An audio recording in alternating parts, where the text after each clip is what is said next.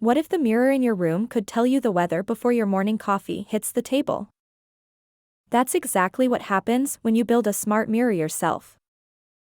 In just 60 seconds, you will see how this thing comes to life from a dark workbench to a glowing, functional display. We start with the heart of it, a Raspberry Pi. Those colored wires are not random, they are connecting the LCD panel to the brain.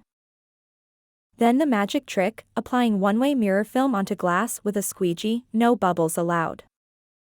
The real challenge is getting everything invisible inside the frame. One loose wire and the whole thing goes dark. You have to be precise. Now it powers on. Neon cyan UI pops up, clock, weather, calendar, all floating over your reflection. You see a clean modern room behind you. The camera pulls back. You could have this on your wall by next weekend. Hit subscribe to see the full build from scratch.